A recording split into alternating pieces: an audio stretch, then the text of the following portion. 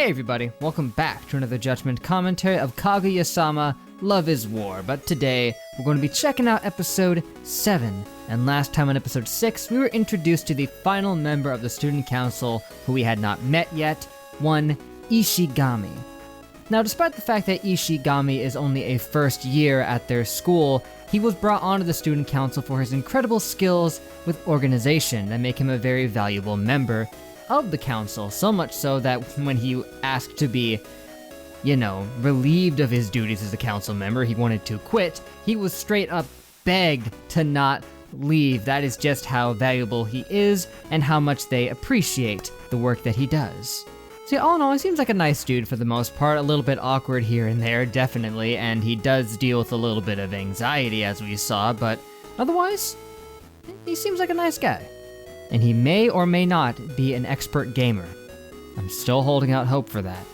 And he does have some interesting dynamics with the rest of the cast here, I mean, especially with Kaguya, because they're in a pretty rough spot right now, because he unintentionally got in between one of her plans, and so at the very least the guy's also observant. And a little blunt, I guess, because when he starts to suspect that Kaguya might like Miyuki, he just asks her outright if she does, and when she says no, he's like, okay, I guess I'll just go tell him then. And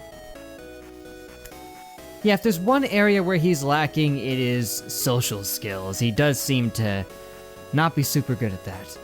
But it is those interactions with Kaguya that made her put the laser sights on him. She has to keep a close eye because she's worried that he might spill her secret. But I doubt he's going to be doing that anytime soon, given that she has literally put him under the threat of death should he ever open his mouth, so, yeah. So he may not be doing well with Kaguya, but Miyuki respects him, and that's commendable. We don't know exactly how Fujiwara feels about him yet, but their one interaction was awkward and creepy, so doesn't bode well. But now that the proverbial Avengers have assembled, I'm sure there's a new wealth of stories to be told, but without further ado, let's head into episode 7. Yeah, what a boiling point we reached at the end there. I mean, Ishigami heard all of that, but, I mean, maybe not all of it necessarily, but he was standing there right by the door right as she's saying stuff like that. Gosh. Anyway, what I was trying to say about Ishigami is that he's jealous of others who are more popular, who have girlfriends, things like that, and when he sees them kind of ignoring them and not spending a lot of time with them so they can practice for the tournaments and whatnot, he just kind of doesn't like that. Of course, none of that is any of his business. He doesn't have to get all upset over it, but it's all rooted in his jealousy. So many of Ishigami's problems seem self-inflicted at this point. He seems like the kind of guy who's blaming it on other things when really it's just... he's got some tendencies to work on. And what can I say about that third segment? It was one of the most juvenile and childish sources of comedy ever, and yet it was still freaking hilarious. Yeah, she wanted to see Kaguya laugh her butt off that day, and well, I was just about on the verge of doing that myself. Now, while I would love to make this another edition of everyone's favorite segment, overanalyzing fictional relationship advice, there's not much there. I guess I could still try for it, though.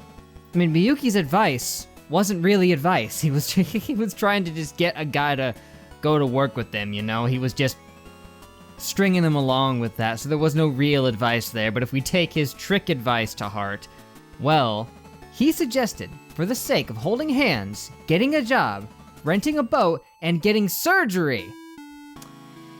Yeah, that's a bit excessive. Horrifically so. Like, that's the kind of setup you would get for, like, a proposal or something, you know? Not something as simple as holding hands. All in all, at a fundamental level, getting a job so you can afford to, rent out a boat for a nice romantic evening and, working on making sure your hands don't sweat. It's not bad advice in and of itself, but just for this case, it's just way too much, so I would say that's probably about a D. And Fujiwara's advice is the opposite of it, just simply do it. Just hold their hand. It's not that complicated. It's not hard to do, And given that, they've been going out for like a month, they've been on multiple dates at this point, just reaching out your hand, it's not that much of a big deal. Especially in the moment where he did so, where they were just walking home from their date, it's a perfect time. And it worked. So yeah, Fujiwara's advice, just go for it. Solid A.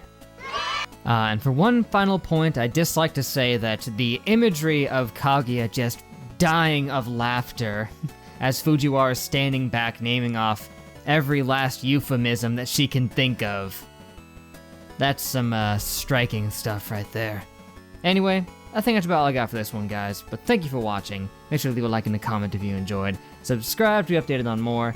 That would be great. Next time we got episode 8, and who knows what kind of crazy antics will ensue in that one. I mean, this one just had some of the wackiest stuff so far. I mean, that last segment tells you all you need to know.